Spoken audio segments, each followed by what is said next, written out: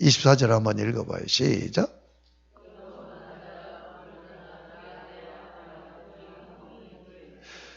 24절은 결혼주례사입니다. 결혼을 시키는 거예요. 이것은 서술문이 아닙니다. 하나님의 결혼 주례사입니다. 그래서 내가 이 원리를 깨닫고 결혼 주례사 할 때 주례사 짧게 하려고 무척 노력을 하는데 아무리 노력해도 10분 이상 걸려. 그런데 하나님은 한 절로 주례를 해버려요. 그러면 결혼 주례사라는 증거를 대야 되잖아요. 그냥 그렇게 얘기하고 우기고 넘어가면 안 되잖아. 이게 결혼 주례사인가 아닌가를 확실히 증거를 내야 되게. 성경에서는 두 가지 증거를 대면 그게 참인 거예요. 그러니까 두 가지 증거를 댑니다. 25절 읽어봐. 25절 시작. 자, 거기까지만. 23절에서는 여자지요. 여자가 25절에 가서 뭘로 바뀌어요? 아내로 바뀌잖아요. 결혼한 거잖아요. 근데 이 증거로는 확실하지 못해. 그래서 하나 더 확실한 증거를 찾아야 돼. 자, 빨리 찾아봐요. 마태복음 19장 4절, 5절. 자, 이혼에 관한 문제를 가지고 예수님은 어떻게 생각을 하냐고 시비하는 데 대해서 예수님이 하신 말씀입니다. 마태복음 19장 찾으셨어요? 4절 읽겠습니다. 4절 시작.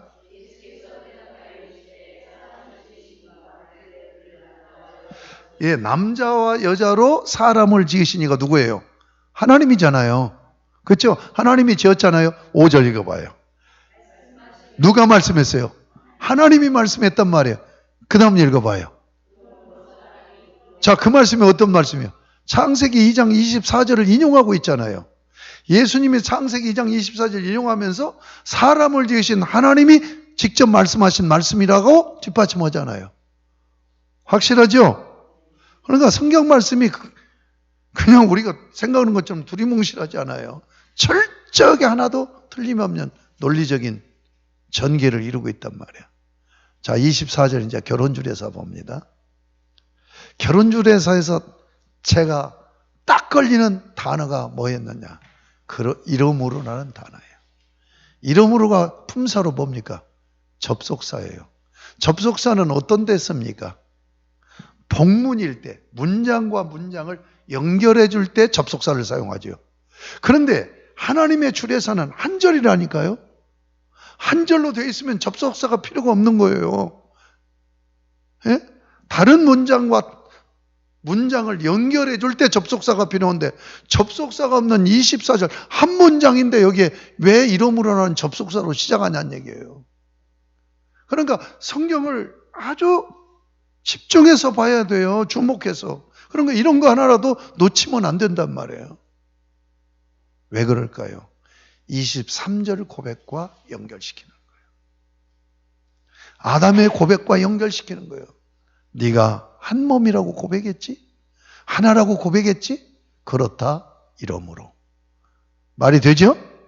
그 다음에 남자가 그 부모를 떠나, 아까 내가 이건 설명했죠. 보호자를 떠나서 또 다른 보호자로 옮겨가는 거라고. 그러니까 성공하는 사람, 정말로 큰 유인은 두 여자가 뒷받침을 해요. 엄마와 아내입니다. 큰 인물들 보면 엄마가 훌륭했던지 아내가 훌륭했던지 둘 중에 하나 반드시 합니다. 그렇지 않아요? 그러니까 보호자 바꾸는 거예요. 그러니까 남자가 부모를 떠나야 되는 거예요. 경제적인 독립도 여기에 포함되어 있고 가정에 장가 보내고 그 며느리 불러대고 시어머니 노릇하고 구박하고 이런 거 하지 말라는 얘기도 다 여기에 포함되어 있는데 가장 큰 것은 보호자 교체인 거예요. 바톤 체인지인 거예요. 그 다음 말씀이 뭐라고 했어요? 그 아내와 연합한다. 연합한다는 얘기가 여러분 지금은 여러분들이 실감이 안 드는 건데 우리 어렸을 때는 그 막 목수들이 집 짓는다고 목재 대패지라고 깎고 톱질하고 대패지라고 깎고 그래가지고 맨질맨질 빼바로 문질고 맨질맨질하게 해갖고 이것을 하나로 딱 붙여요. 붙일 때 뭘로 칠해요? 악교칠을 한단 말이에요. 악교칠을 해서 딱 붙여놓으면 안 떨어져. 하나가 돼버려. 이런 의미예요. 아담과 그 아내가 딱 붙어서 하나가 돼버린 거예요. 그 다음 말씀이 중요한 거예요. 둘이 한 몸을 이룰지로다. 가정이 뭐냐는 것을 여기서 보여주는 거예요. 자, 정리합니다. 만들 때 흙으로 여자를 빚어서 만드는 다른 개체로 만드는 게 아니야. 남자의 몸의 일부를 뽑아서 만들었어. 그리고 고백을 시켰어요. 우리는 하나라고, 한 몸이라고. 그 고백을 딱 인쳐주는 게 결혼 주례사예요. 그래, 네가 고백한 대로 너 한 몸 이루고 살아. 이게 가정이란 얘기예요. 자, 여러분, 하나님께서 직접 세운 제도, 기관은 둘입니다. 하나는 뭡니까? 가정이고 하나는 교회입니다. 이 둘의 특징이 뭐예요? 한 몸이라는 거예요. 한 몸 된 가정, 한 몸 된 교회. 이해가 되십니까? 자, 이제 25절로 넘어가요. 25절 같이 읽습니다. 시작.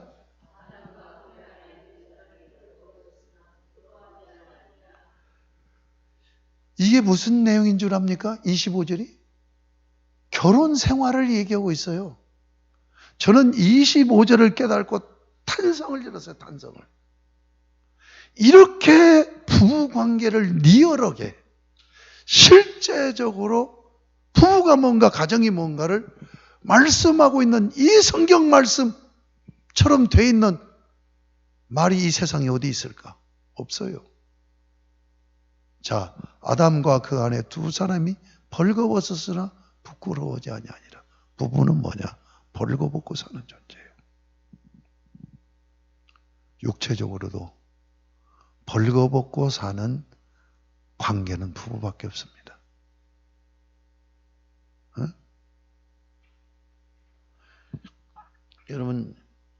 여러분이 배 아파서 나왔어요. 내 생명이야. 내 생명보다 더 귀해. 이 자식 커요. 같이 벌거벗고 잘 수 있습니까? 딸이야.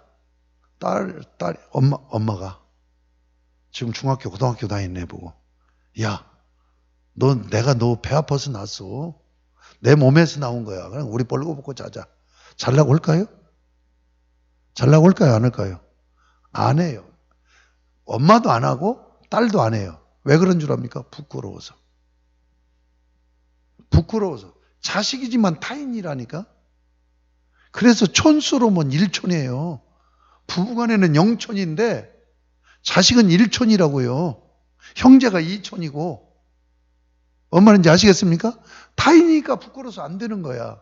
그런데 부끄러움을 느끼지 않고 같이 살 수 있는 관계는 부부관계밖에 없단 말이에요. 육체적으로도. 아시겠습니까? 여러분, 이건 육체적인 것뿐만이 아니에요. 부부는 뭐예요? 정신적으로, 영적으로, 육체적으로 벌거벗고 사는 존재인 거예요. 왜? 한 몸이니까. 제가 여러분 앞에서 지금 벌거벗고 강의한다고 생각해봐.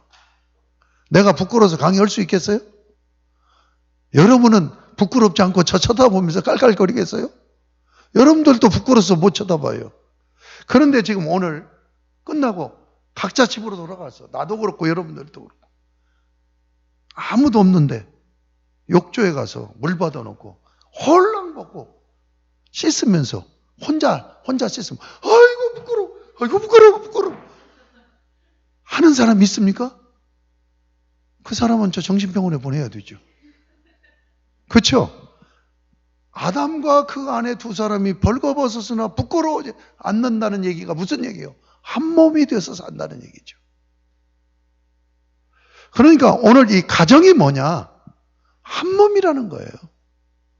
한 몸으로 다른 개체로 만든 거, 흙으로 빚어 만든 게 아니라 남자의 몸의 일부로 여자를 만들어 놓고 한 몸이라는 고백을 시켜놓고 네가 고백한 대로 한 몸을 이루고 살아라. 결혼 주례사를 해서 가정을 세워놓고 그 가정이 되어진 아담과 하와가 어떻게 해요? 한 몸을 이루는 벌거벗었으나 부끄럽지 않은 관계는 혼자일 때만 부끄럽지 않잖아요.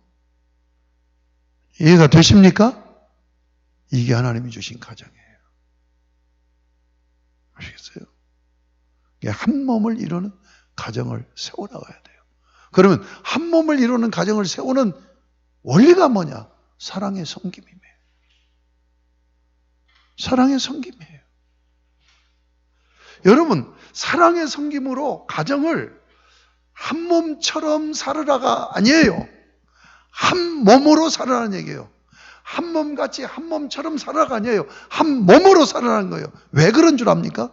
그렇게 살 때 그 가정에서 하나님 섬기고 이웃을 섬기는 하나님의 백성, 하나님의 자녀가 길러지는 거예요. 내가 이 부분에서 할 얘기가 너무너무 많아. 상담을 공부했으니까. 여러분, 우리 인간이 일생을 살아가면서 데미지, 상처를 많이 입고 삽니다. 그 상처가 인간의 마음속에 가장 크게 자리하는 상처가 어떤 상처인 줄 압니까? 우리의 그 감수성이 잘 이렇게 다듬어지기 전에 예민만 할 때, 그때 받는 상처가 큰 상처예요. 누구한테 받는 줄 압니까? 어린 시절에 부모를 통해서 상처를 받아요. 우리가 이제 커서는요, 이런 감정을 조절하고 내가 상처받는 이 스트레스 조절을 좀씩 해 나갈 수 있어요. 그러나 어린아이는 그게 안 되는 거야. 그러니까 엄마 아빠가 아주 어린 시절에 엄마 아빠가 막 죽기 살기로 칼부리 몰고 싸우고, 그럴 때 이 아이는 뭐예요? 엄청난 공포와 충격에 시달리는 거예요. 그렇게 싸워놓고 엄마 아빠는 하루 저녁 잠자고 성생활하고 나면 싹 풀어줘서 언제 싸웠는가 그래. 그래서 부부간은 칼로 물베기라고 그러잖아. 부부싸움. 그런데 자식은 아니야. 그 공포가 평생을 가는 거야. 아시겠습니까? 그러니까 어떻게 돼요? 상처 아이에게 입히. 그래서 갈라디아서 6장 4절에 부모가 자식에게 하는 것을 두 가지를 얘기하죠. 주의 교훈으로 양육하라는 것도 그 전에 뭐래요? 네 자녀를 노엽게 하지 말아라. 노엽게 하지 말라는, 상처 주지 말라는 얘기예요. 내가 이 얘기할 때는 내가 그냥 내 치부를 드러내요. 우리 엄마 아빠는 잘 싸우지 않은데 한 번 싸웠다면 큰 싸움을 해. 우리 아버지가 너무너무 호인인데 우리 아버지가 성질을 계속 어머니가 돋구다가 보면 쌓이고 쌓이다면 폭발을 해버려.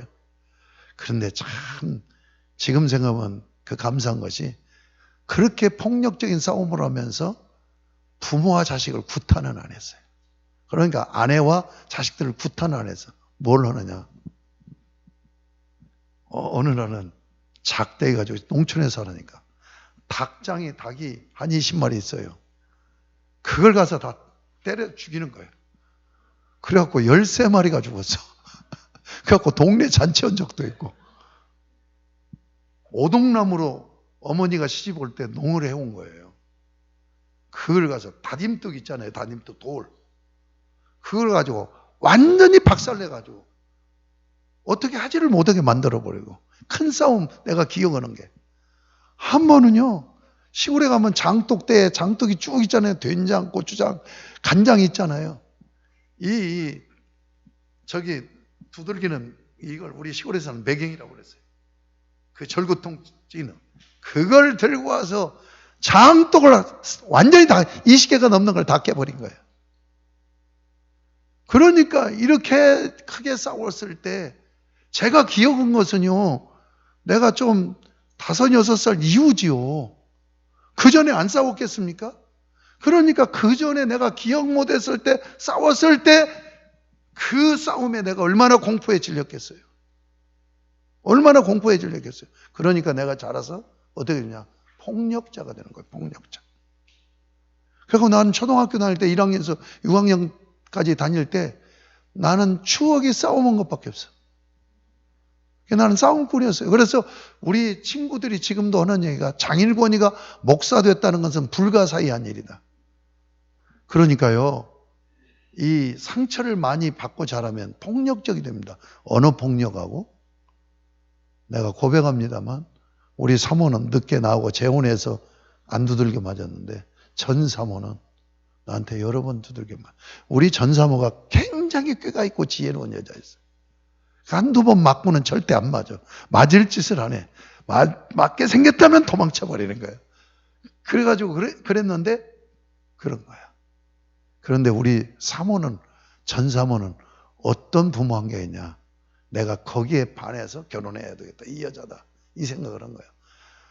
자기가 어려서 태어나서 지금까지 자라오는 동안 엄마 아빠하고 말다툼 한 번 하는 것을 못 보고 자란 거예요. 그 얘기를 들으니까 내가 지혜로웠던 것 같아. 저 여자다. 그래서 그 여자하고 결혼해서 살으니까 그 여자가 뭘 해주냐? 엄마 역할을 해줘. 그래서 나애가 그 폭력적인 부모한테 입은 상처를 그 아내가 전부 다 해소시켜주는 거예요. 해소시켜주는 거예요.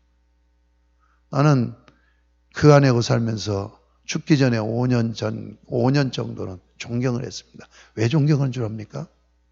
용서를 잘해. 용서를 잘해. 상처받지 않는 사람은 상처받지 않고 자란 사람. 이 사람은 상처도 잘 안 받고 상처받아도 금방 상처를 크게 안 받으니까 용서를 해버려. 내가 다 치부 다 되네.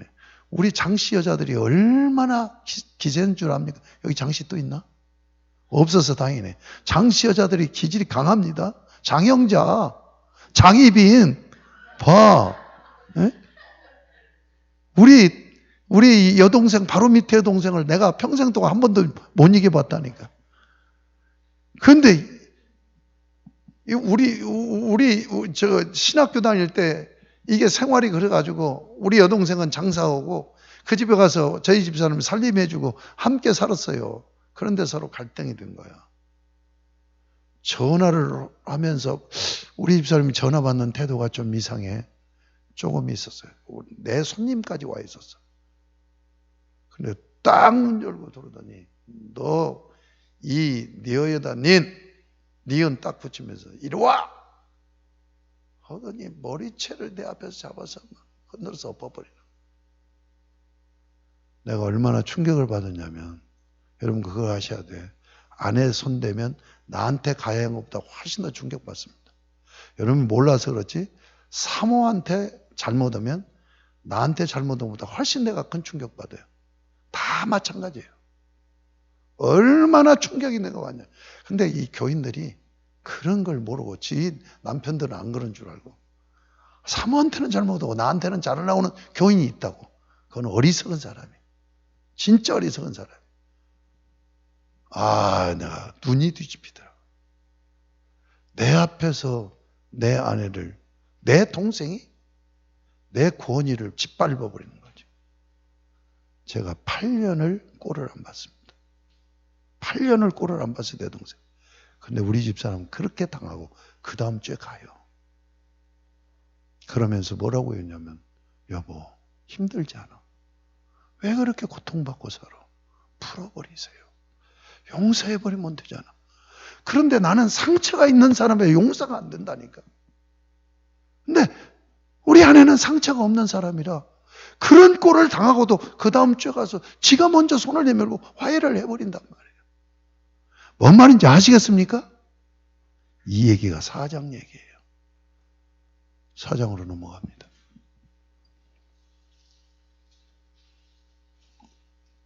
이렇게 사랑으로 섬겨서 한 몸을 이루는 그 부부 사이에서 태어난 자식이어야 상처를 받지 않고 사랑으로 섬길 줄도 알고 사랑을 받을 줄도 알고 베풀 줄도 아는 것을 배우는 거야. 그런데 창세기 3장에서 이 타락에 관해서 가정을 깨버린 거예요. 가정 깨지는 얘기가 3장에서는 구체적으로 나와 있지 않지만 4장에서는 어마어마한 가정 파괴로 드러납니다. 자, 4장 1절부터 15절까지는 살인자 가인 얘기입니다. 16절부터 24절까지는 살인자 가인의 계보 후손을 얘기하는 거예요. 자, 보세요. 지금 가인과 아벨이 형이 동생을 쳐 죽여요. 이게 최초의 인류의 살인사건입니다. 어디서 일어난 겁니까? 가정에서 일어난 거예요. 이런 비극이 가정에서 일어났다니까요. 영적으로는 더 충격적이죠. 예배 드리면서 예배 때문에 살인사건이 벌어진 거예요. 아시겠죠? 자, 그러면 여기서 또 하나 짚어야 될 것은 3장에서 왜곡된 감정을 얘기했죠. 마귀는 전술이 뭐라고 그랬죠? 감정을 왜곡시키고 소원을 왜곡시켰다. 이것을 악순환의 사슬로 우리 인생에 평생 살아갈 때 하나님 섬기고 의 섬기는 것을 못하도록 악순환의 사슬로 묶어놔 버렸다 하는 말씀을 드렸죠. 그러면 아담과 하와가 긍정적인 그런 감정이요. 그러니까 하나님에게 사랑하는 감정, 좋아하는 감정, 사모하는 감정이었단 말이에요. 그런데 그걸 왜곡되니까 무슨 감정으로 변해요? 섭섭함이라겠죠. 제가 상담학을 공부했다고 했죠. 감정의 스펙트럼이 있습니다. 긍정적인 감정도 그렇고 부정적인 감정도 그래요. 부정적인 감정의 스펙트럼의 시작은 뭐냐? 섭섭함이에요. 여러분 가정에서 갈등 문제가 거의 섭섭함 때문에 와요. 교회 생활도 마찬가지고 이웃과의 관계도 마찬가지고 섭섭함입니다. 섭섭한 감정을 다스리지 못하면 이 감정이 점점 발전이 돼서 여러 가지 감정으로 나타나요. 그런데 그 감정이 마지막 갈 때 이 감정이 뭐냐? 분노 감정입니다. 분노. 그러면 3장은 섭섭함으로 시작했는데 4장에서 분노 감정으로 폭발되는 얘기예요. 이해가 됩니까? 가정에서 일어난 일이야. 그러면 분노의 감정. 여러분에게 이 시간 다시 말씀드립니다. 성숙해지는 사람은 어떤 사람이에요? 자기 감정을 다스리고 조절하는 사람이에요. 미숙한 사람은 어떤 사람이에요? 미숙한 사람이 즐겨 쓰는 용어, 나는 내 감정에 충실하다. 그것은 어린아이로 산다는 얘기예요. 그렇죠? 자기 감정 조절해야 돼요. 그런데 지금 분노의 감정이 생길 때 나타나는 현상 3가지를 여러분 꼭 이건 얘기를 해줘야 돼요.